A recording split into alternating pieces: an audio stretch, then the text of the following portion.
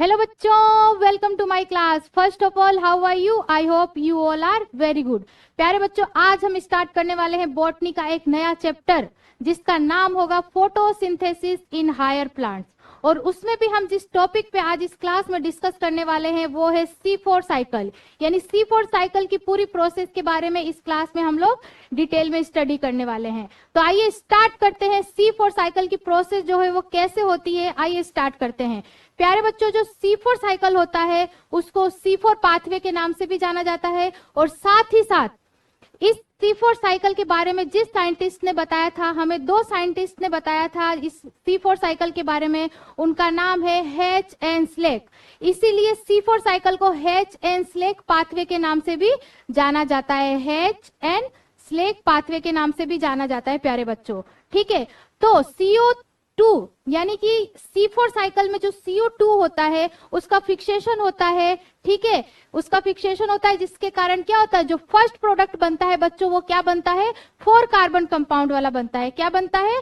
4 carbon compound वाला बनता है। हालांकि इससे पहले क्या हो रहा था, 3 कार्बन कंपाउंड वाला प्रोडक्ट बन रहा था, क्योंकि जरूरी नहीं है कि हर प्लांट में फोटोसिंथेसिस जो है वो केल्विन साइकिल के द्वारा ही हो। ठीक है बच्चों, क्या हो?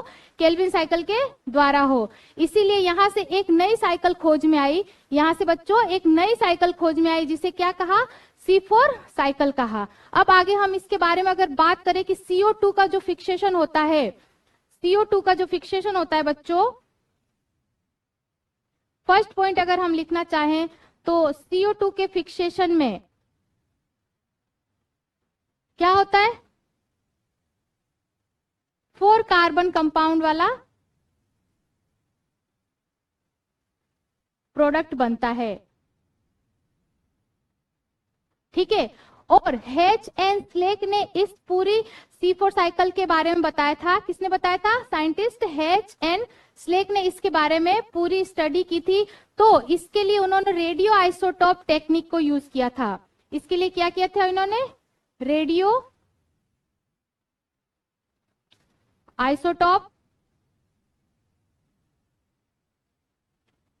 टेक्निक यूज में लिया था। ठीक है बच्चों, अब अगर आप आगे हम बात करते हैं कि CO2 के फिक्सेशन में, यानी कि C4 प्लांट का अगर हम एग्जांपल देखें कि C4 प्लांट के एग्जांपल क्या क्या हो सकते हैं, तो हमारे जो NCERT बुक है उसके अंदर जो एग्जांपल दिए गए हैं वो है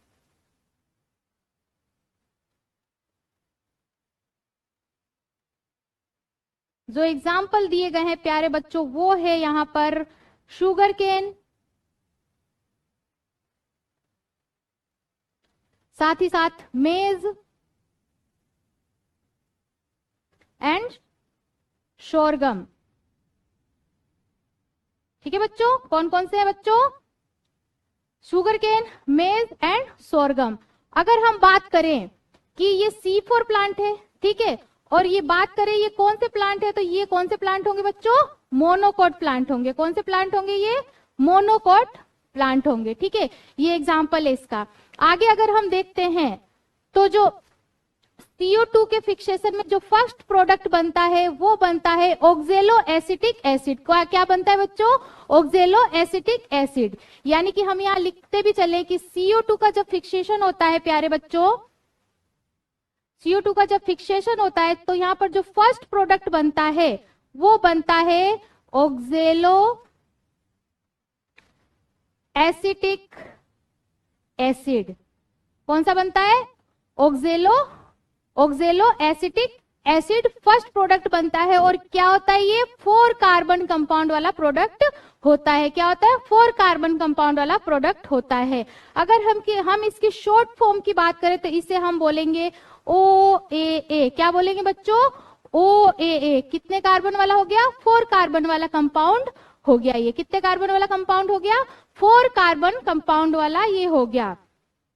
आगे अगर हम बात करते हैं कि जब इसका फिक्सेशन होता है बच्चों, जब CO2 का फिक्सेशन होता है तो इसमें जो फर्स्ट प्रोडक्ट बनता है ऑक्जेलो एसिटिक एसिड। क्या बनता है? ऑक्जेलो एसिटिक एसिड बनता है। तो उसमें COH के 2 ग्रुप प्रेजेंट होते हैं। क्या होते हैं उसमें? CO2 के 2 ग्रुप, COH के 2 ग्रुप प्रेजेंट होते हैं। यानी कि जब CO2 जो है उसका फिक्सेशन हुआ बच्चों, ठीक है। तो इसमें जो फर्स्ट प्रोडक्ट बना प्यारे बच्चों, इसमें जो फर्स्ट प्रोडक्ट बन रहा है, यहाँ पर फर्स्ट प्रोडक्ट जो बन रहा है वो है OAA। ठीक है बच्चों, क्या है? ऑक्जेलो एसिटिक एसिड। क्या है बच्चों? ऑक्जेलो एसिटिक एसिड। तो यहां पर क्या हो रहा है, इसके अंदर जो ग्रुप प्रेजेंट है बच्चों, इसके अंदर जो ग्रुप प्रेजेंट है यानी कि COOH के कितने ग्रुप प्रेजेंट है?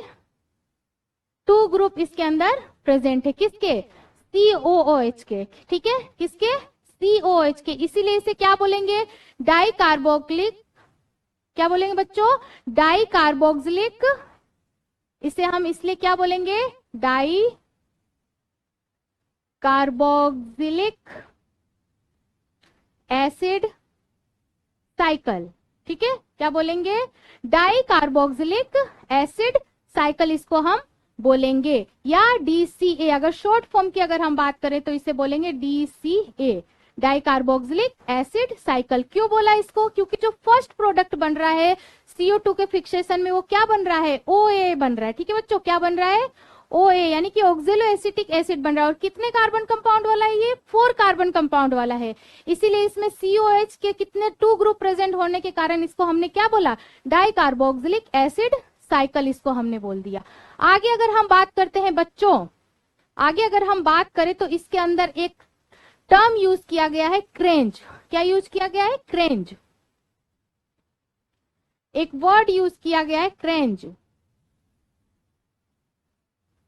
इस क्रेंज वर्ड का मतलब है ये क्या है? एक जर्मन वर्ड है। क्या है बच्चों? ये जर्मन वर्ड है। कैसा वर्ड है ये? जर्मन वर्ड है। और अगर इसकी बात करें कि क्रेंज का मतलब क्या होता है, इसका मीनिंग क्या होता है, तो जो इसकी मीनिंग जो होती है बच्चों वो होती है वृद्ध। ठीक है, क्या होती है? वृद्ध। अगर हम वृद्ध क्या भी मतलब समझें कि इसकी मीनिंग क्या होती है, वृद्ध का मतलब क्या होता है, तो वृद्ध का जो मतलब होता है प्यारे बच्चों वो होता है arrangement of cell. Arrangement of cells, या इसको बोल सकते हैं रिफ्लेक्शन ऑफ सेल्स। क्या बोल सकते हैं बच्चों? Reflection of cells. क्या बोलेंगे? Reflection of cells. ठीक है, क्या बोल सकते हैं? Reflection of cells. क्या है? क्रेंज वर्ड यूज किया गया, जो क्या है? जर्मन वर्ड है, या जिसका मतलब क्या होता है? वृत्त। जिसका मतलब होता है, अगर हम वृत्त का मतलब समझे तो अरेंजमेंट ऑफ सेल, यानी कि जो बंडल सीट सेल है या जो मीजोफिल सेल है, आगे हम इसके बारे में डिटेल में पढ़ेंगे, तो उसका जो अरेंजमेंट होता है वो कॉन्सेंट्रिकली होता है ना। तो इस चीज को यहाँ पर यानी कि सेल्स का अरेंजमेंट कैसा है उसका मतलब है वृत्त। ठीक है, वृत्त का मतलब क्या है? अरेंजमेंट ऑफ सेल या रिफ्लेक्शन ऑफ सेल। ठीक है बच्चों, एक और चीज यहाँ पर डिस्कस की गई है जो मैं यहाँ आपको बताती हूँ, आगे हम लोग इसकी डिटेल में बात करेंगे। हम यहाँ पर एक ही प्लांट यानी कि C4 प्लांट के बारे में स्टडी करेंगे। उस प्लांट एक ही रहेगा, ठीक है, लेकिन उसमें सेल्स क्या हो जाएगी? अलग अलग। 2 अलग अलग सेल्स के बारे में हम यहाँ पर स्टडी करेंगे। ठीक है, तो जो इसमें क्लोरोप्लास्ट जो प्रेजेंट होगा बच्चों, वो क्लोरोप्लास्ट क्या होगा? सेल्स तो से अलग अलग है, लेकिन प्लांट क्या है? सेम है, बट उसके अंदर जो क्लोरोप्लास्ट होगा वो कैसा होगा? अलग अलग प्रेजेंट होगा। इसीलिए इस फीचर को क्या कहते हैं? डाइमॉर्फिक क्लोरोप्लास्ट, यानी कि उसके अंदर जो क्लोरोप्लास्ट प्रेजेंट होगा वो क्या होगा? डाइमॉर्फिक क्लोरोप्लास्ट होगा। तो यहाँ 2 टर्म यूज किया गया, यानी कि स्पेशल फीचर, यानी यह बोल सकते हैं कि जो C4 प्लांट है उसके अंदर क्या होता है? स्पेशल एनाटॉमी प्रेजेंट होती है। 2 एनाटॉमी इसमें स्पेशल प्रेजेंट होती है, हम यहाँ लिख देते हैं। एक तो होगी क्रेंज एनाटॉमी, ठीक है बच्चों, जो कि मैंने अभी यहाँ पर बताया जर्मन वर्ड है जिसका मतलब क्या होता है? वृत्त। और सेकेंड अगर हम बात करें तो जो इसके अंदर क्लोरोप्लास्ट प्रेजेंट होता है वो कौन सा होता है? Dimorphic chloroplast. कौन सा? डाइमॉर्फिक क्लोरोप्लास्ट इसके अंदर प्रेजेंट होता है। Dimorphic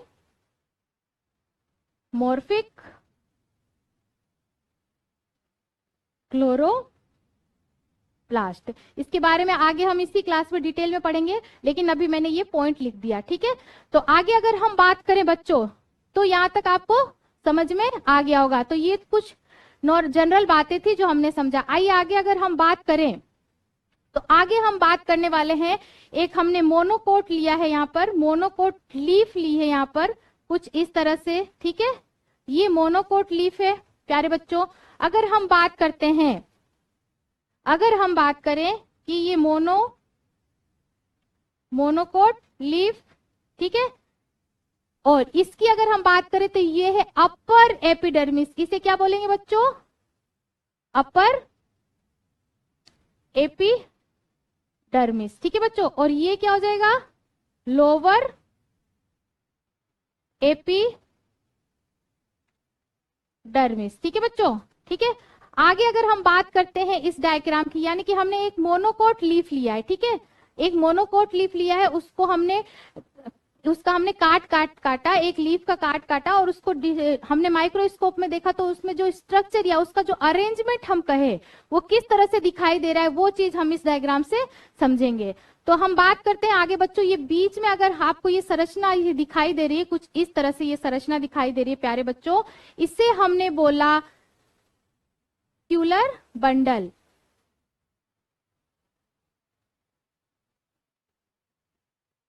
vascular bundle means xylem and phloem. क्या होता है बच्चों? जाइलम एंड फ्लोएम, ठीक है। अब अगर हम बात करें तो जो ये वेस्क्यूलर बंडल होता है बच्चों, ये क्या होता है, इसका अरेंजमेंट क्या होता है, इसके ऊपर सेवरल लेयर्स प्रेजेंट होती है। क्या होती है? सेवरल लेयर्स प्रेजेंट होती है। उससे पहले अगर हम बात करते हैं तो ये जो है प्यारे बच्चों, ये है अपर एपिडर्मिस। क्या है ये? अपर एपिडर्मिस, ठीक है बच्चों। और ये क्या है? लोअर एपिडर्मिस, ठीक है, लोअर एपिडर्मिस। अब अगर हम बात करते हैं तो जो वेस्क्यूलर बंडल होता है बच्चों, जो वेस्क्यूलर बंडल होता है वो surrounded by several layers of cells, यानी कि अगर हम बात करें यहाँ पर तो कुछ इस तरह से वन लेयर से सराउंडेड होता है, इसके ऊपर एक और लेयर्स होती है, ठीक है, ऐसे सेवरल लेयर से ये क्या होता है? सराउंडेड होता है। कौन? Vascular bundle. कौन? Vascular bundle. तो इसको क्या बोलेंगे हम? ये क्या हो जाएगा? Bundle sheath. ये क्या होगा? बंडल शीट, ठीक है बच्चों। यानी कि हम बोल सकते हैं कि जो वेस्क्यूलर बंडल होता है surrounded by several layers of bundle sheath, ठीक है। तो आगे अगर हम बात करें तो इसकी संरचना कुछ इस तरह से होती है। और अगर हम बात करते हैं तो जो बंडल शीट होती है वो किससे सराउंडेड होती है? वो होती है मीजोफिल से सराउंडेड होती है, कुछ इस तरह से। देखिए बच्चों, कुछ इस तरह से सराउंडेड बाय मीजोफिल सेल, कुछ इस तरह से। ये कौन सी सेल है बच्चों? मीजोफिल सेल, इसको हम बोलेंगे, कौन सी सेल बोलेंगे? मीजोफिल सेल, ठीक है बच्चों। यानी कि हम बोल सकते हैं कि जो वेस्क्यूलर बंडल है surrounded by bundle sheath cell and bundle sheath cell also surrounded by mesophyll cell. तो आइए आगे हम बात करते हैं। मान लीजिए आपको 2 लीफ दे दिया, ठीक है, और आपको बोला कि बताइए C3 प्लांट का लीफ है या C4 प्लांट का लीफ है। तो बच्चों कैसे बताओगे आप? उसको जनरली देख के तो बता नहीं सकते हो कि ये C4 प्लांट है कि C3 प्लांट है। तो उसके लिए आप क्या करोगे? जो लीफ होगा उसका एक छोटा सा पार्ट आप काटोगे और उसको क्या करोगे? माइक्रोस्कोप में देखोगे। तो माइक्रोस्कोप में जो उसका अरेंजमेंट होगा वो अगर आपको इस तरह से दिखाई देता है, जैसे कि ये क्या है? वेस्क्यूलर बंडल मानो, और इसके ऊपर कुछ इस तरह से संरचना दिखाई दे रही है आपको, तो कुछ इस तरह से आपको अरेंजमेंट, जिसे हम कहें कि कुछ इस तरह से अरेंजमेंट आपको दिखाई दे रहा है बंडल शीट का। किसका? बंडल शीट सेल्स का, ठीक है, किसका? बंडल शीट सेल्स का कुछ अरेंजमेंट इस तरह से दिखाई दे रहा है। यानी कि जो वेस्क्यूलर बंडल है उसको वो surrounded by several layers of bundle sheath cells. तो ये क्या हो जाएगा? कुछ इस तरह से अरेंजमेंट दिखाई देगा। तो आप बोल सकते हैं, आप माइक्रोस्कोप में इस तरह से संरचना अगर आपको दिखाई देती है तो आप बोल सकते हैं कि ये C4 प्लांट का पार्ट है या C4 प्लांट है ये, ठीक है। लीफ कौन सा है? C4 प्लांट की लीफ है। और आगे अगर हम ये बात करें कि एक ये डायग्राम आपको दिख रहा है, जैसा कि हमने इसको काट काट के अगर हम माइक्रोस्कोप में देखते हैं तो कुछ इस तरह से संरचना हमें दिखाई देती है, कुछ इस तरह से हमें अरेंजमेंट दिखाई देता है। देखिए कैसे, जैसे कि ये अपर लेयर हो गई यानी कि अपर एपिडर्मिस, और ये क्या है, लोअर एपिडर्मिस, ठीक है। और इसके अंदर जो ये आपको दिखाई दे रहा है वेस्क्यूलर बंडल, ठीक है, वेस्क्यूलर बंडल दिखाई दे रहा है, और किससे अरेंज्ड है वो, बंडल शीट सेल से, सेवरल लेयर से अरेंज्ड है। और उसके साइड साइड में क्या है, मीजोफिल सेल, वो किससे अरेंज्ड है या सराउंडेड है, वो मीजोफिल से सराउंडेड है, कुछ इस तरह से। यानी कि हम अगर संरचना काट काट के देखते हैं लीफ की, मोनोकोट लीफ की, तो वो उसकी जो संरचना है, उसका अरेंजमेंट जो हम कहे वो कैसा दिखाई देगा, इस तरह से दिखाई देगा। और यहाँ पर ये एक गैप होता है, एक स्पेस होता है, जिसे क्या बोलते हैं, स्टोमा। यहाँ से क्या होती है, गैस जो होती है, क्या होती है, CO2 जो होती है वो अंदर आ जा सकती है, ठीक है बच्चों। तो ये एक संरचना है मोनोकोट लीफ की। आई होप आपको ये संरचना समझ में आ गई होगी, सारी चीजें यहाँ तक क्लियर होगी। आइए आगे बढ़ते हैं। आगे अगर हम बात करें तो यहाँ पर दो सेल मैंने लिया है, प्लांट एक ही है, ठीक है बच्चों, प्लांट क्या है, C4 प्लांट है, बट उसके अंदर सेल्स क्या है, डिफरेंट है, यानी कि अलग अलग हमने सेल्स लिया है। अगर मैं बात करूं कि इस सेल की, तो ये कौन सी सेल है, मीजोफिल सेल। कौन सी सेल है बच्चों, मीजोफिल सेल है। और ये कौन सी सेल है, बंडल शीट सेल। कौन सी सेल है बच्चों, बंडल शीट सेल, ठीक है। आइए अब हम इसके अंदर अगर हम बात करते हैं तो जो बंडल सीट और ये मीजोफिल सेल यानी कि C4 प्लांट में अगर हम बात करें तो दो सेल्स प्रेजेंट होती है या दो सेल्स मिलती है, मीजोफिल सेल और बंडल सीट सेल। आगे अगर हम इसकी बात करें तो इसके अंदर जो ये प्रेजेंट है बच्चों, ये है क्लोरोप्लास्ट। क्या है बच्चों, क्लोरोप्लास्ट, ठीक है, क्लोरोप्लास्ट। अब अगर हम बात करते हैं तो जो ये अंदर की जो संरचना दिखाई दे रही है, इस कुछ इस तरह से, यानी कि एक के ऊपर अरेंज्ड है। कैसी है, एक के ऊपर एक अरेंज्ड है। यानी कि अगर हम बात करें, एक कॉइन लिया, उसके ऊपर दूसरा कॉइन, इस तरह से अगर हम अरेंज करें तो उस तरह से ये अरेंज्ड है, ठीक है। तो ये पूरे अरेंजमेंट को, यानी कि ये इस तरह के अरेंजमेंट को हमने क्या बोला, ग्रेना। क्या बोला बच्चों, ग्रेना। क्या बोला, ग्रेना। यानी कि एक के ऊपर एक अरेंज्ड है तो वो क्या है, ग्रेना है। अगर एक की अगर हम बात करते हैं तो वो क्या है, थाइलेकोइड है, ठीक है, वो क्या है, थाइलेकोइड है। तो कुछ इस तरह से ये संरचना इसमें प्रेजेंट है। तो ये जो क्लोरोप्लास्ट होगा वो कैसा क्लोरोप्लास्ट होगा, ग्रेनल क्लोरोप्लास्ट होगा। कैसा, ग्रेनल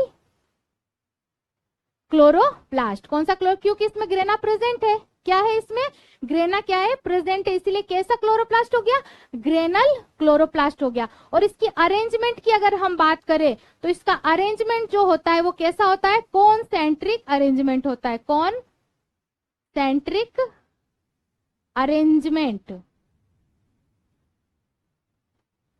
कैसा अरेंजमेंट हो रहा है बच्चों इसका, कॉन्सेंट्रिक। देख रहे हो कुछ इस तरह से एक के ऊपर एक अरेंज है या चिपके हुए हैं, तो इसको क्या बोलेंगे, कॉन्सेंट्रिक अरेंजमेंट। और वो क्या है, उसमें ग्रेना प्रेजेंट है, तो इसमें क्लोरोप्लास्ट कैसा हो गया, ग्रेनल क्लोरोप्लास्ट इसके अंदर प्रेजेंट होगा। और इसकी अगर हम बात करते हैं तो इसके अंदर जो ये थाइलेकोइड है कैसे है, इंडिविजुअल प्रेजेंट है, यानी कि दूर दूर है, ठीक है, कैसे है, इंडिविजुअल प्रेजेंट है। क्या है ये, थाइलेकोइड।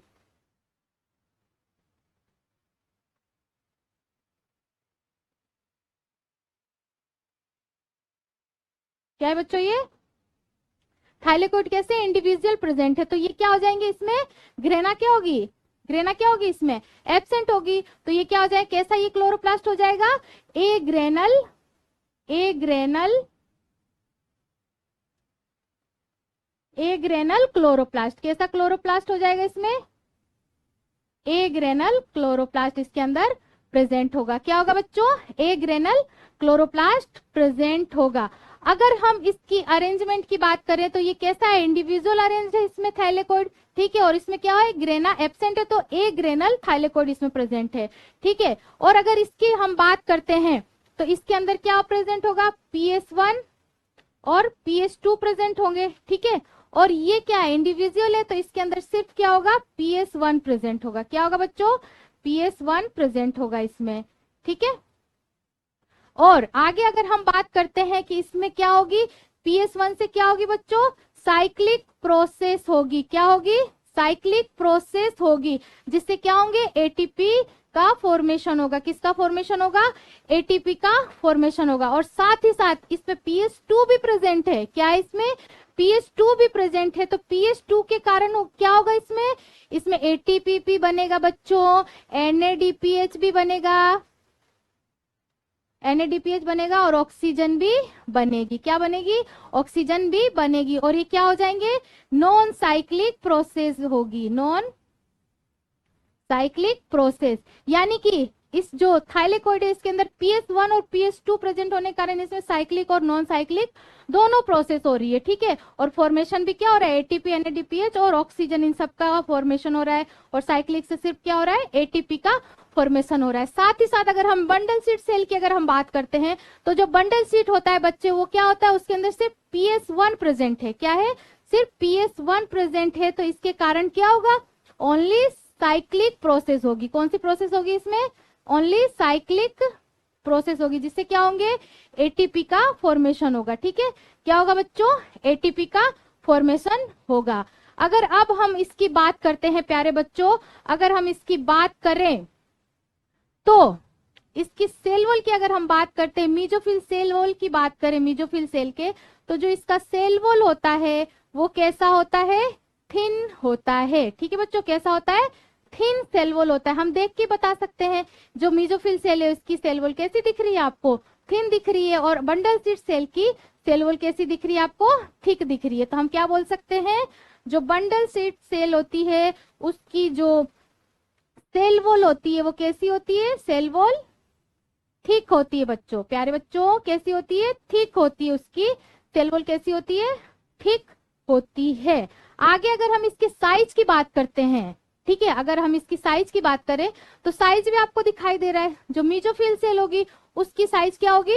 स्मॉल होगी। ठीक है। अगर हम साइज की बात करें कि जो सेल है उसकी साइज क्या होगी, तो साइज जो होगी वो कैसी होगी? स्मॉल होगी। किसकी? मीजोफिल सेल की। ठीक है। मीजोफिल सेल की साइज कैसी होगी? स्मॉल होगी। अगर साथ ही साथ हम बंडल शीट सेल की अगर हम बात करते हैं तो इसकी अगर साइज की अगर हम बात करें तो इसकी साइज जो होगी वो क्या होगी?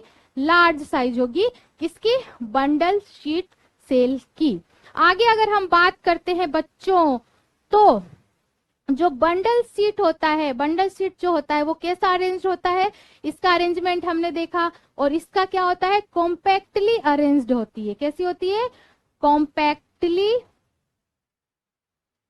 अरेंज्ड होती है। कैसी होती है? कॉम्पैक्टली अरेंज्ड होती है। यानी कि हम बोल सकते हैं कि ये गैसेस के लिए क्या होती है? इम्परवियस होती है। कैसी होती है? इम्परवियस। क्योंकि इसके अंदर कॉम्पैक्टली अरेंज्ड है इसीलिए इनके अंदर इंटरसेलुलर स्पेस क्या होता है? एब्सेंट होता है। क्या होता है बच्चों? इंटरसेलुलर स्पेस क्या होता है? एब्सेंट होता है। इसीलिए ये गैसेस के लिए क्या होती है? इम्परवियस होती है। क्या होती है? इम्परवियस होती है टू द गैसेस। ठीक है बच्चों, तो यहां तक आई होप आपको समझ में आया होगा। आगे चलिए, आगे हम बात करते हैं। आगे जो हम बात करने वाले हैं बच्चों, C4 प्लांट। ठीक है। C4 प्लांट में जो सेल प्रेजेंट होती है टू टाइप की सेल्स होती है। उसमें क्या होती है? टू टाइप्स की सेल होती है। कौन कौन सी? मीजोफिल सेल और बंडल शीट सेल। ठीक है। अगर हम मीजोफिल सेल की बात करते हैं बच्चों, अगर हम मीजोफिल सेल की बात करें तो मीजोफिल सेल में क्या होता है? ग्रेना क्या होती है? प्रेजेंट होती है। ठीक है। ग्रेना प्रेजेंट होती है। तो जो इसमें क्लोरोफिल होता है वो कैसा होगा? ग्रेनल क्लोरोप्लास्ट इसके अंदर प्रेजेंट होगा। ठीक है। कैसा? ग्रेनल क्लोरोप्लास्ट इसके अंदर प्रेजेंट होगा। अगर साथ ही साथ अगर हम बात करते हैं तो अगर इसकी साइज जो होती है बच्चों वो कैसी होती है?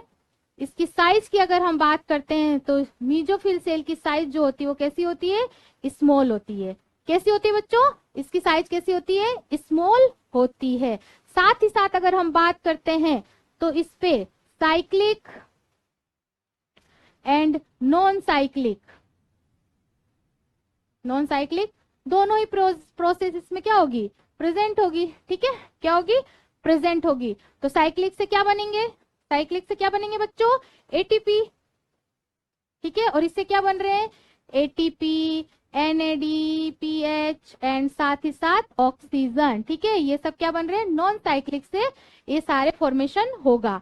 अगर साथ ही साथ इसके अंदर एंजाइम की अगर हम बात करते हैं तो जो इसमें एंजाइम प्रेजेंट होता है वो एंजाइम होता है इसमें पेपकेज एंजाइम इसके अंदर प्रेजेंट होता है, जो कि क्या होता है, जो कि क्या होता है, C4 साइकिल का मेन एंजाइम होता है। क्या होता है बच्चों, C4 साइकिल का मेन एंजाइम होता है। यानी कि मीजोफिल सेल में कौन सा प्रेजेंट है एंजाइम, पेप्केज एंजाइम प्रेजेंट है, जो क्या होता है, मेन एंजाइम होता है, किसका, C4 साइकिल का मेन एंजाइम होता है। अगर हम स्टार्च की बात करें तो स्टार्च क्या होते हैं बच्चों, इसके अंदर स्टार्च क्या होंगे, एब्सेंट होंगे, ठीक है, स्टार्च एब्सेंट होते हैं। क्या होते हैं इसमें, स्टार्च एब्सेंट होता है, ठीक है। आगे अगर हम बात करते हैं बच्चों, तो अगर बंडल सीड सेल की बात करें तो जो होता है ये क्या होता है, ए ग्रेनल इसके अंदर क्लोरोप्लास्ट इसमें प्रेजेंट होता है, ठीक है। और साथ ही साथ अगर हम बात करते हैं तो जो इसके अंदर इसकी साइज होती है, साइज की अगर हम बात करें तो साइज जो होता है वो क्या होता है, लार्ज होता है इसका, ठीक है। साइज कैसी होती है इसकी, लार्ज होती है। और इसमें प्रोसेस की अगर बात करते हैं तो इसके अंदर ओनली साइक्लिक प्रोसेस होती है। कौन सी प्रोसेस होती है, साइक्लिक प्रोसेस होती है। यानी कि क्या बनेंगे इसमें, ओनली एटीपी का फॉर्मेशन होगा, ठीक है। किसका फॉर्मेशन हो रहा है यहाँ पर, एटीपी का फॉर्मेशन हो रहा है। अगर हम यहाँ इसके एंजाइम की अगर हम बात करते हैं, यहाँ पर मैं लिखती हूँ, अगर इसकी एंजाइम की अगर हम बात करते हैं तो एंजाइम जो इसमें प्रेजेंट होता है वो होता है रुबिस्को एंजाइम। कौन सा होता है बच्चों, रुबिस्को एंजाइम यहाँ पर प्रेजेंट होता है। अगर यहाँ हम उसकी बात करें, सेल वॉल की बात अगर करते हैं तो सेल वॉल जो होती है वो कैसी होती है, इसकी सेल वॉल जो होती है वो कैसी होती है, थिक सेल वॉल इसके अंदर प्रेजेंट होती है। और इसमें कौन सी प्रेजेंट होती है बच्चों, थिन सेल वॉल, ठीक है। कैसी, थिन सेल वॉल प्रेजेंट होती है मीजोफिल सेल में। और बंडल सीड सेल में कौन सी होती है, थिक सेल वॉल प्रेजेंट होती है, ठीक है बच्चों। आई होप आपको यहाँ तक समझ में आया होगा। आगे अगर हम बात करें तो आप इस डायग्राम से भी जो मैंने पीछे बताया और ये इतना सारा मैंने यहाँ पर डिस्क्राइब किया, इससे आप इसमें डिफरेंस लिख सकते हैं। मीजोफिल सेल और बंडल सीड सेल में आप डिफरेंस इजीली लिख सकते हैं। आइए आगे चलते हैं। आगे जो हम बात करने वाले हैं बच्चों इस क्लास में वो है C4 साइकिल की पूरी प्रोसेस के बारे में यहाँ पर हम डिस्कस करेंगे कि जो पूरी प्रोसेस होती है वो कैसे होती है। तो आइए स्टार्ट करते हैं C4 साइकिल की पूरी प्रोसेस। यानी कि अगर हम बात करें बच्चों तो जो ये यहाँ पर आप देख रहे हो कि जो CO2 का फिक्सेशन होता है, क्या होता है, CO2 का फिक्सेशन होता है। यानी कि जो एनवायरमेंट है, यानी कि जो हमारा एटमॉस्फेयर है उसमें से CO2 क्या करेगा, अंदर एंटर करेगा। उससे पहले हम जान लेते हैं कि हमने यहाँ पर 2 सेल लिया, यानी कि C4 साइकिल की जो प्रोसेस होगी वो 2 सेल के अंदर होगी, मीजोफिल सेल और बंडल सीड सेल के अंदर होगी। आप देख के ही बता देंगे मीजोफिल सेल कौन है और बंडल सीड सेल कौन है, क्योंकि अभी हमने पीछे पढ़ा था तो ये देख के क्लियर हो रहा होगा। यानी कि ये बंडल सीड सेल होगी क्योंकि इसकी जो सेल वॉल है कैसी दिख रही है आपको, थिक दिख रही है, और वो कैसी दिख रही है, थिन। तो आइए पहले हम ये देखते हैं, ये कौन सी सेल है बच्चों, ये है मीजोफिल सेल, मीजोफिल सेल, ठीक है। और अगर इसकी बात करते हैं तो ये क्या है, बंडल शीट सेल, ठीक है।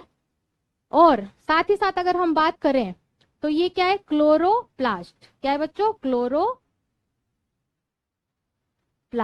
यानी कि ये मीजोफिल सेल का क्लोरोप्लास्ट है, ठीक है। और ये क्या है, बंडल शीट सेल का क्लोरोप्लास्ट, ठीक है, बंडल सीड सेल का क्लोरोप्लास्ट है। साथ ही साथ अगर देखें हम, ये जो खाली स्पेस आपको दिखाई दे रहा है ये बच्चों है साइटोप्लाज्म। क्या है ये, साइटोप्लाज्म, ठीक है। आइए अब आगे हम बात करते हैं। आपको ये एक स्पेस दिखाई दे रहा है, यानी कि एक रास्ता जिसे हम बोल सकते हैं, इस सेल से इस सेल के अंदर आने के लिए, यानी खाना बनाना होगा तो हमें किचन की जरूरत होगी, तो मीजोफिल सेल से हम क्या करेंगे, यहाँ जाएंगे, बंडल सीड सेल में जाएंगे। तो उस जिस रास्ते से होकर जाएंगे प्यारे बच्चों, जिस रास्ते से होकर जाएंगे उस रास्ते को यहाँ बोला हमने प्लाज्मोडेस्मेटा, प्लाज्मोडेस्मेटा, डेस्मेटा। क्या बोला बच्चों? प्लाज्मोडेस्मेटा। यानी कि यहाँ से क्या होगा? ट्रांसपोर्ट होगा, यानी कि जो जो भी यहाँ पर फॉर्मेशन होंगे वो यहाँ से क्या होंगे? ट्रांसपोर्ट होकर बंडल सीड सेल के अंदर एंट्री करेंगे प्लाज्मोडेस्मेटा से होते हुए। अब आइए आगे हम जो बात करेंगे पूरी प्रोसेस के बारे में देखते हैं, यानी कि जो प्रोसेस होती है वो क्या होती है। अब हम यहाँ देखेंगे फर्स्ट CO2 यानी कि कार्बन डाइऑक्साइड, जो कि कहाँ प्रेजेंट है?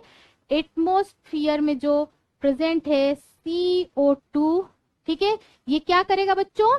क्या करेगा? अंदर एंटर करेगा, ठीक है। कहाँ जाएगा ये? मीजोफिल सेल के अंदर एंटर करेगा। अब नॉर्मल सी बात है, ये क्या है? सेल है, ठीक है, ये क्या है? सेल है, तो ऑब्वियसली इसके अंदर क्या होगा? पानी प्रेजेंट होगा। क्या होगा बच्चों?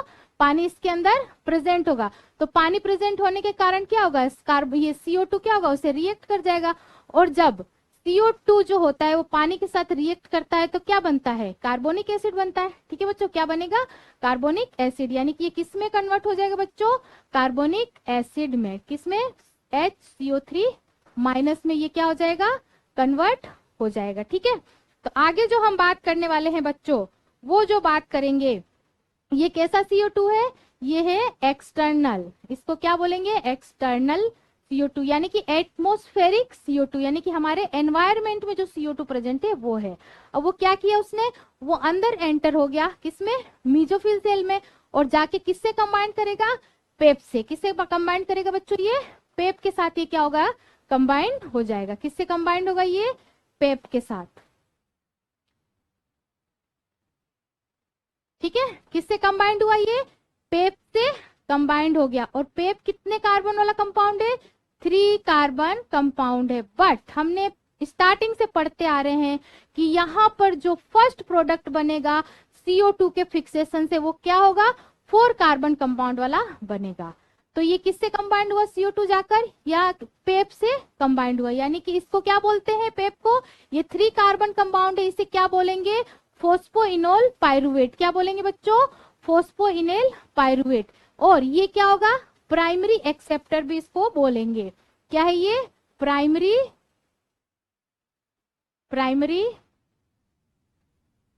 एक्सेप्टर। क्या है बच्चों? ये प्राइमरी एक्सेप्टर। क्या है ये? प्राइमरी। पेप यानी कि प्राइमरी एक्सेप्टर, जो क्या होगा? 3 कार्बन वाला होगा, ठीक है। तो यहाँ पर क्या हुआ? अब ये जो बनेगा ये किसके अंदर कन्वर्ट हो जाएगा? यानी कि जो CO2 है उसने क्या किया? पेप के साथ कंबाइन हुआ, और पेप के साथ कंबाइन होने के बाद क्या बनाएगा? ये ऑक्जेलो एसिटिक एसिड। क्या बनाएगा? ऑक्जेलो एसिटिक एसिड। यानी कि हम इसे क्या बोल सकते हैं शॉर्ट फॉर्म में? OAA। क्या बोलेंगे इसको? OAA, ठीक है बच्चों, OAA। अब जो ये है कितने कार्बन वाला हो गया? 4 कार्बन कंपाउंड हो गया ये, ठीक है बच्चों। क्या होगा? 4 कार्बन कंपाउंड। यानी कि CO2 ने पेप के साथ कंबाइन होकर क्या बनाया? ऑक्जेलो एसिटिक एसिड, OAA बनाया। यानी कि पेप जो था वो 3 कार्बन कंपाउंड वाला था, और ऑक्जेलो एसिटिक एसिड क्या हो गया? CO2 के जुड़ने से 4 कार्बन कंपाउंड वाला हो गया। अब अगर हम बात करें, जो ऑक्जेलो एसिटिक एसिड है वो क्या है? फर्स्ट स्टेबल प्रोडक्ट होगा, ठीक है बच्चों। क्या होगा ये? First stable product. इसे क्या बोलेंगे? फर्स्ट स्टेबल प्रोडक्ट, ठीक है बच्चों। क्या हो गया ये? ऑक्जेलो acetic acid first stable product हो गया। अब अगर हम बात करें यहाँ पर कौन सी क्या हुआ था? यहाँ पर हुआ था फिक्सेशन, ठीक है। और किस एंजाइम के प्रेजेंट में फिक्सेशन हुआ था? ये पेपकेज एंजाइम की प्रेजेंट में फिक्सेशन हुआ था। यहाँ पर जो एंजाइम प्रेजेंट था वो कौन सा था? पेपकेज। कौन सा एंजाइम था बच्चों? पेपकेज एंजाइम यहाँ पर प्रेजेंट था, ठीक है। क्या था? पेपकेज एंजाइम यहाँ पर प्रेजेंट था। यानी कि जो फिक्सेशन हुआ बच्चों पेपकेज एंजाइम के प्रेजेंट में हुआ। आगे अगर हम बात करते हैं, फर्स्ट प्रोडक्ट बन गया यहाँ पर ऑक्जेलो एसिटिक एसिड। क्या बना बच्चों? ऑक्जेलो एसिटिक एसिड बना। अब अगर हम बात करते हैं तो ये जो है क्या हुआ था? ये फर्स्ट टर्न चल रहा है। अभी यहाँ पर क्या चल रहा है? फर्स्ट टर्न चल रहा है। यानी यहाँ क्या हो रहा है? कार्बोक्सिलेशन हो रहा है। क्या हो रहा है बच्चों यहाँ पर? कार्बोक्सिलेशन। यानी कि अगर हम बात करें तो जो फर्स्ट कार्बोक्सिलेशन हो रहा है वो किसके अंदर हो रहा है? मीजोफिल सेल के अंदर हो रहा है। और वन जो एटमोस्फियर से कार्बन डाइऑक्साइड यानी कि CO2 जो आ रहा है उसके अंदर एंटर करने से जो फिक्सेशन हो रहा है या जिससे क्या बोलेंगे, कार्बोक्सिलेशन बोलेंगे। ठीक है बच्चों, आइए आगे बढ़ते हैं। अब जो ये ऑक्जेलो एसिटिक एसिड है, ठीक है बच्चों, ऑक्जेलो एसिटिक एसिड है, ये क्या करेगा, इस क्लोरोप्लास्ट के अंदर एंटर करेगा। कहां जाएगा, इस क्लोरोप्लास्ट के अंदर एंटर करेगा, मीजोफिल सेल के क्लोरोप्लास्ट के अंदर एंटर करेगा। कितने कार्बन वाला, 4 कार्बन वाला कंपाउंड है ये। ठीक है, अब ये किसके साथ बाइंड कर जाएगा, ये जो ऑक्जेलो एसिटिक एसिड है ये क्या करेगा, अब मेलिक एसिड में कन्वर्ट हो जाएगा। किस में कन्वर्ट होगा बच्चों, मेलिक एसिड में, मेलिक एसिड में कन्वर्ट हो रहा है। और जो मेलिक एसिड है कितने कार्बन कंपाउंड वाला है, ये भी 4 कार्बन कंपाउंड का प्रोडक्ट है। क्या है ये, 4 कार्बन कंपाउंड का प्रोडक्ट है। ठीक है, अब अगर हम बात करें भाई कि हमें फोटोसिंथेसिस चाहिए, यानी कि जब इसके अंदर कोई प्लांट जो है CO2 के साथ अपने फोटोसिंथेसिस के लिए जाता है और उसमें 4 कार्बन कंपाउंड वाला प्रोडक्ट मिलता है हमें, तो उसे क्या बोला हमने, C4 साइकिल बोला। ठीक है, C4 साइकिल बोला। अब हमें यहाँ पर खाना बनाना है तो क्या चाहिए, हमें किचन की तो जरूरत पड़ेगी ना बच्चों। तो अब हम यहाँ क्या करेंगे, जो मेलिक एसिड होगा वो क्या करेगा, प्लाज्मोडेस्माटा से होता हुआ बंडल शीट सेल के अंदर एंटर करेगा। ठीक है, कहाँ जाएगा, बंडल शीट सेल के क्लोरोप्लास्ट में एंटर करेगा, कुछ इस तरह से। अब ये मेलिक एसिड है, ठीक है, ये यहाँ गया कुछ इस तरह से, यानी कि जो मेलिक एसिड है वो क्या है, प्लाज्मोडेस्माटा से होता हुआ बंडल शीट सेल के क्लोरोप्लास्ट में पहुंच गया। ठीक है, क्या है ये, मेलिक एसिड। ठीक है बच्चों, कितने कार्बन वाला है, 4 कार्बन कंपाउंड, कितना, 4 कार्बन कंपाउंड मेलिक एसिड यहां पर पहुंच गया। अब यहां जो हुआ ये किसके अंदर चेंज हो गया, ये जो चेंज हो जाएगा पायरुविक एसिड में, किसमें, पायरुविक एसिड में कन्वर्ट हो जाएगा बच्चों। और जो पायरुविक एसिड है वो क्या है, यहाँ पर 3 कार्बन कंपाउंड है। अब ये कैसे हो गया 3 कार्बन कंपाउंड, ठीक है, कैसे हो गया ये 3 कार्बन कंपाउंड बच्चों, यहां से एक CO2 जो होगा वो क्या करेगा, यहां से बच्चों एक CO2 जो होगा वो कहां चला जाएगा, यहां से एक CO2 खींच लेगा RUBP, किस कौन खींच लेगा CO2 को, RUBP एंजाइम, जो कि यहाँ पर प्रेजेंट है। कौन है, RUBP एंजाइम, कौन सा, RUBP एंजाइम जो यहाँ प्रेजेंट है, उसने क्या किया, खींच लिया, किसको, कार्बन डाइऑक्साइड को। ठीक है, तो यहाँ कौन सी साइकिल स्टार्ट हो गई, यहाँ पर अगर हम बात करें तो जो साइकिल स्टार्ट हुई है वो हुई है यहाँ पर, वो हुई है C3 साइकिल। कौन सी साइकिल, C3 साइकिल यहाँ पर स्टार्ट हो गई। ठीक है बच्चों, कौन सी साइकिल स्टार्ट हो गई, C3 साइकिल। तो यहाँ जाहिर सी बात है कि C3 साइकिल स्टार्ट हो गई तो ग्लूकोज बनेगा, यानी कि जो ग्लूकोज है उसका फॉर्मेशन यहाँ पर होगा, क्या होगा, यहाँ पर ग्लूकोज का फॉर्मेशन होगा। ठीक है बच्चों, अब अगर हम बात करते हैं कि CO2 को किसने खींच लिया, RUBP ने CO2 को खींच लिया। अब जो यहाँ पर, तो यहाँ पर क्या हुआ, डी कार्बोक्सिलेशन हुआ। क्या हुआ बच्चों, यहाँ पर डी कार्बोक्सिलेशन हुआ, डी कार्बोक्सिलेशन। ठीक है, क्या हुआ यहाँ पर, डी कार्बोक्सिलेशन हुआ। अब अगर हम बात करें कि यहाँ पर जो है प्रोसेस जो है यहाँ पर क्या हो रहा है, यहाँ पर कौन सा एंजाइम प्रेजेंट है, यहाँ पर रुबिस्को एंजाइम प्रेजेंट है। कौन सा एंजाइम प्रेजेंट है बच्चों, रुबिस्को एंजाइम प्रेजेंट है। यहाँ पर बात करें तो यहाँ कौन सा है, रुबिस्को एंजाइम प्रेजेंट है यहाँ पर। ठीक है, यानी कि CO2 को किसने खींचा, RUBP, तो यहाँ पर क्या हो रहा है, डी कार्बोक्सिलेशन।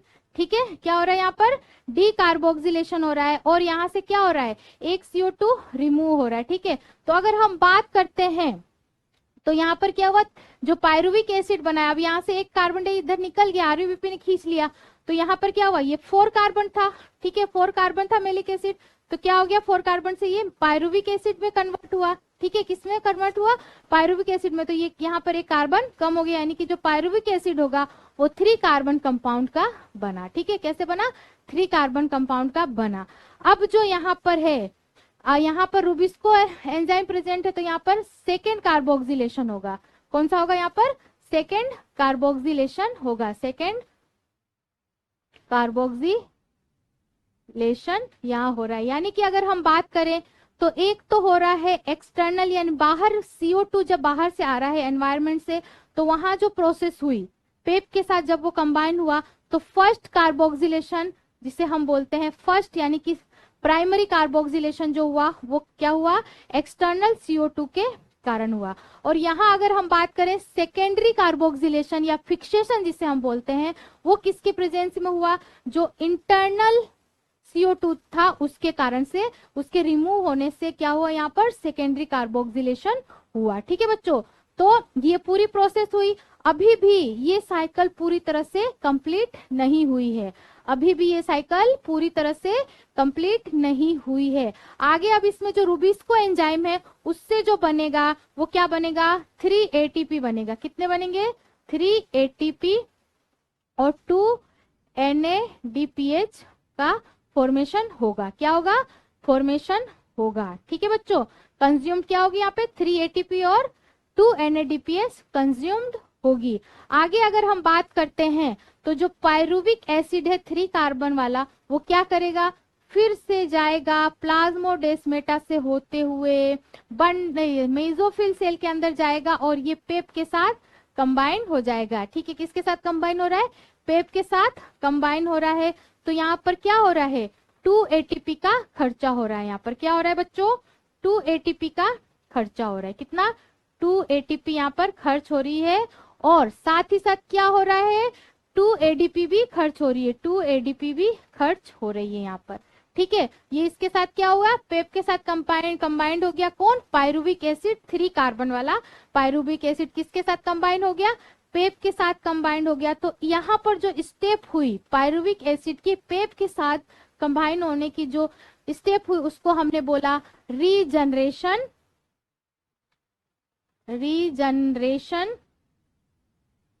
स्टेप। कौन सी स्टेप है ये, रीजनरेशन स्टेप, इसको बोला हमने। ठीक है, अब अगर आगे बात करते हैं तो ये क्या था, फर्स्ट टर्न है, ये फर्स्ट टर्न में क्या हो रहा है, 3 ATP और 2 NADPH का फॉर्मेशन हो रहा है। यानी कि जो पूरी साइकिल है, एटमॉस्फेयर से CO2 यहाँ आया, इसके बाद मीजोफिल से होते हुए प्लाज्मोडेस्माटा से इस तरह से कुछ बंडल सीट सेल में पायरुविक एसिड का फॉर्मेशन होता है, और यहाँ से ये फिर वापस जाके पेप पायरुविक एसिड जो होती है पेप के साथ फिर कंबाइंड होती है, तो वहां 2 ATP का खर्चा होता है। तो ये पूरी प्रोसेस जो हुई है, यानी कि ये पूरी एक साइकिल चली है, इसको हमने क्या बोला, C4 साइकिल बोलते हैं। ठीक है, बट अभी भी ये साइकिल पूरी नहीं हुई है। यानी कि इस तरह से CO2 हमने एक साइकिल चली है, इस तरह से दूसरी चलेगी पूरी, इस तरह से तीसरी चलेगी, इस तरह से 6 राउंड यहाँ पर कंप्लीट होंगे, तब जाकर ये साइकिल कंप्लीट होगी। यानी कि CO2 जो है 6 टाइम्स यहाँ से राउंड लगाएगा तो जाकर ये साइकिल कंप्लीट होगी और फिर ग्लूकोज का फॉर्मेशन होगा, तो ये C4 साइकिल कंप्लीट होगी। ठीक है बच्चों, तो आई होप आपको यहाँ तक समझ में आ गया होगा। आगे जो हम बात करेंगे प्यारे बच्चों, आगे जो हम बात करेंगे इसके अंदर, तो हम देखेंगे कि जो फर्स्ट कार्बन डाई एक्सेप्टर था, कार्बन डाइऑक्साइड जो फर्स्ट एक्सेप्टर था वो किसके साथ कौन था, वो पेपकेज। कौन था वो बच्चों, पेपकेज। ठीक है, यानी कि ये कौन था, पेपकेज। पेपकेज एंजाइम था, ये क्या था, एंजाइम। यानी कि ये क्या है, C4 प्लांट का क्या है, ये मेन एंजाइम है। क्या है बच्चों, ये मेन एंजाइम है। क्या है ये, इसको बोलेंगे मेन एंजाइम, पेपकेज। ठीक है, आगे क्या था, फर्स्ट स्टेबल जो प्रोडक्ट बना था वो था ऑक्जेलो एसिटिक एसिड। कौन था, ऑक्जेलो एसिटिक एसिड, जो क्या था 4 कार्बन का कंपाउंड था। क्या था बच्चों, 4 कार्बन का कंपाउंड था। आगे अगर हम बात करते हैं फर्स्ट फिक्सेशन या फर्स्ट कार्बोक्सिलेशन की अगर हम बात करें, तो जो फर्स्ट कार्बोक्सिलेशन हुआ था वो किस एंजाइम के प्रेजेंट में हुआ था, पेपकेज एंजाइम के प्रेजेंट में हुआ था इन C4 प्लांट के अंदर। ठीक है, किसमें, पेपकेज, यानी कि ये C4 प्लांट का मेन एंजाइम था। ठीक है, एंजाइम में ये, ठीक है, मैंने बताया आपको। तो जो फर्स्ट फिक्सेशन हुआ था या फर्स्ट जिसको कार्बोक्सिलेशन बोलते हैं वो किसमें हुआ था, उसका नाम था पेपकेज एंजाइम के प्रेजेंट में हुआ था। आगे अगर हम बात करते हैं बच्चों, आगे जो हम बात करेंगे सेकेंड कार्बोक्सिलेशन की हम बात करते हैं। किसकी बात करते हैं? सेकेंड कार्बोक्सिलेशन, यानी कि जो सेकेंड कार्बोक्सिलेशन था वो किसमें हुआ? बंडल सीड सेल में। और फर्स्ट जो कार्बोक्सिलेशन हो रहा था वो किसमें हो रहा था बच्चों? मीजोफिल। किसमें हो रहा था? मीजोफिल सेल के अंदर। मीजोफिल सेल के अंदर हो रहा था फर्स्ट वाला फिक्सेशन कार्बोक्सिलेशन। किसमें हो रहा है? मीजोफिल सेल के अंदर हो रहा है। और आगे हम बात करें तो जो सेकेंड वाला कार्बोक्सिलेशन है वो किसमें हो रहा है? बंडल शीट सेल के अंदर हो रहा है। और इसका जो सेकेंडरी एक्सेप्टर जो है आरयूबीपी है, यानी कि इसका जो एंजाइम कौन सा हो जाएगा? आरयूबीपी एंजाइम ये हो जाएगा। तो और इसमें जो एंजाइम प्रेजेंट है बंडल शीट के अंदर, जो एंजाइम है वो कौन सा है? Rubisco enzyme. ये क्या है? आरयूबीपी। ये एक्सेप्टर है। सेकेंडरी एक्सेप्टर जो है वो कौन सा है? आरयूबीपी है। और एंजाइम जो प्रेजेंट है इसके अंदर वो कौन सा है? रुबिस्को एंजाइम प्रेजेंट है। ठीक है बच्चों, आगे हम बात करते हैं। अगर 1 CO2 की अगर हम बात करें कि इसमें कितने एटीपी और कितने एनएडीपी ये सारा खर्चा हुआ, यानी कि एटीपी कितने एटीपी का फॉर्मेशन हुआ, उसकी अगर हम बात करें तो हम सबसे पहले बात करेंगे 1 कार्बन डाइऑक्साइड के लिए, यानी कि 1 CO2 के लिए कितना एटीपी का फॉर्मेशन हो रहा है उस चीज को हम देखेंगे। तो यहाँ हम सबसे पहले देखेंगे पाथवे। ठीक है बच्चों, क्या देखेंगे? पाथवे। और साथ ही साथ हम देखेंगे C4 प्लांट के लिए। C4 प्लांट के लिए, यानी कि मैं आपको बता दूं पाथवे मतलब C4 पाथवे और C3 पाथवे हम सबका अलग अलग देखेंगे कि किसमें कितना एटीपी कंज्यूम हो रहा है। यानी कि अगर हम बात करें पाथवे की तो सबसे पहले हम बात करते हैं कि जो C4 पाथवे है, C4 पाथवे के लिए कितना एटीपी बनेगा? C4 pathway. ठीक है बच्चों, अगर हम C4 पाथवे की बात करें तो जो एटीपी खर्च हो रहा है वो 2 एटीपी यहाँ पर बनेगा। कितना? 2 एटीपी बनेगा।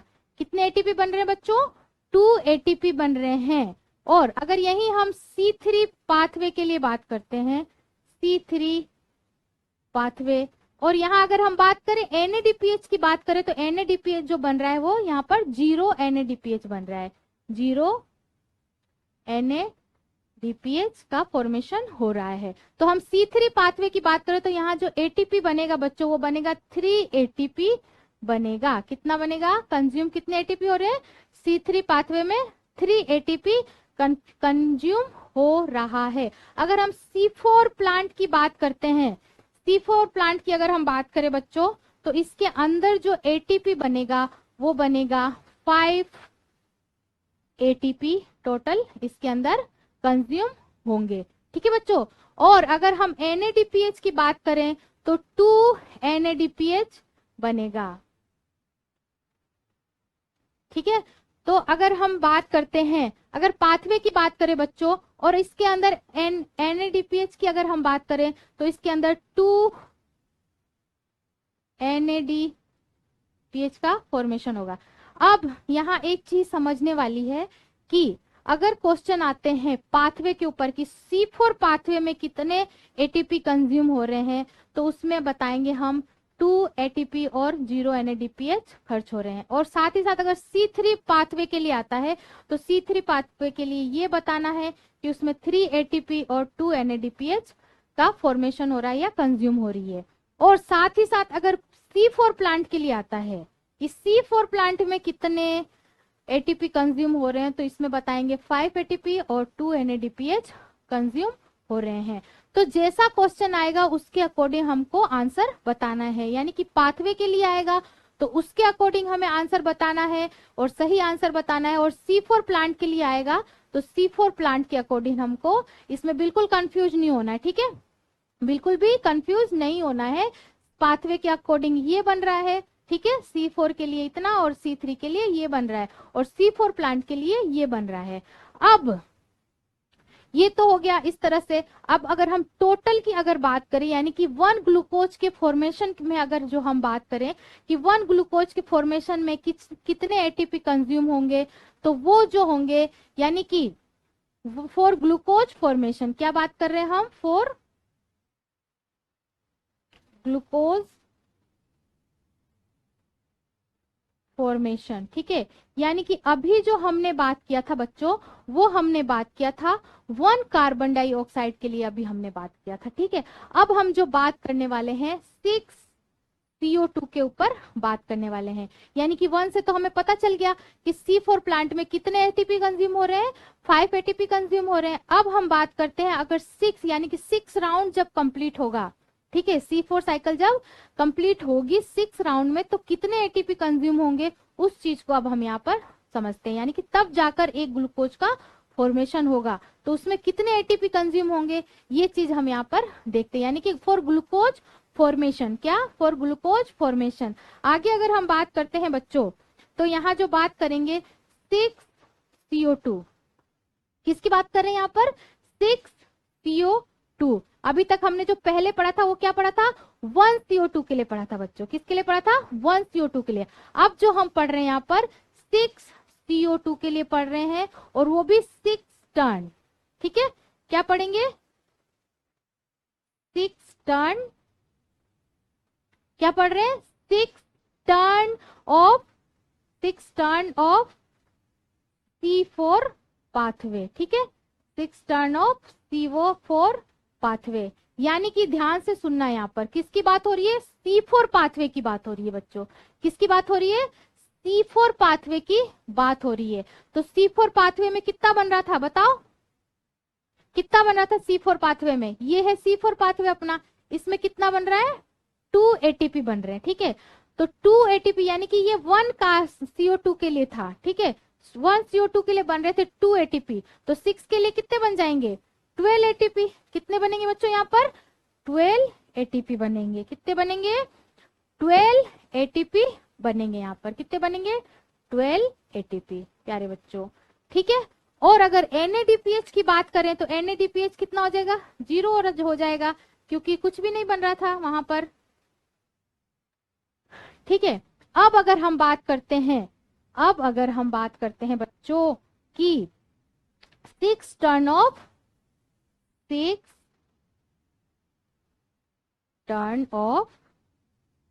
C3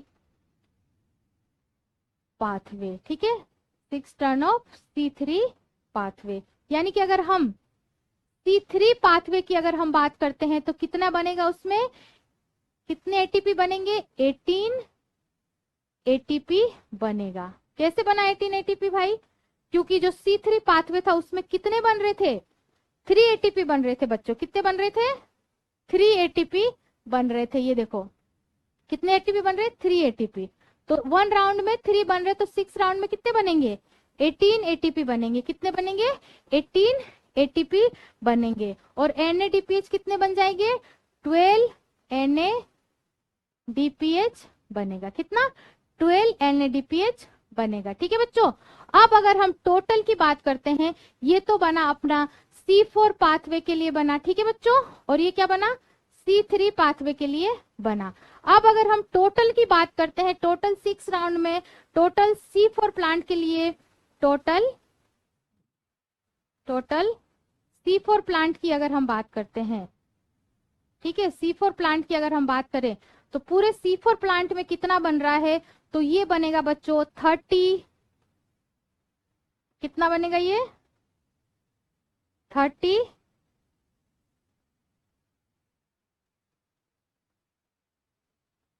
30 एटीपी बनेंगे। कितने बनेंगे बच्चों, 30 एटीपी बनेंगे।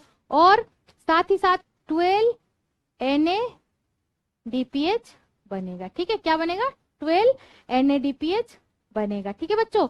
तो यहाँ भी क्लियर हो गई चीजें, यानी कि C4 पाथवे के लिए इतना बन रहा है और C3 के लिए इतना बन रहा है, यानी कि अलग अलग पूछे तो हमें इस तरह से बताना है। और टोटल C4 प्लांट के लिए पूछे बच्चों, क्वेश्चन पे ध्यान देना कि अगर C4 प्लांट के लिए पूछे तो हमें टोटल इतना कंज्यूम एटीपी बताना है, ठीक है बच्चों। तो ये था पूरा आपका C4 साइकिल। प्यारे बच्चों, आई होप आपको सारी चीजें समझ में आ गई होगी, कोई डाउट नहीं होगा, सारी चीजें क्लियर होगी, ठीक है बच्चों। तो थैंक यू सो मच।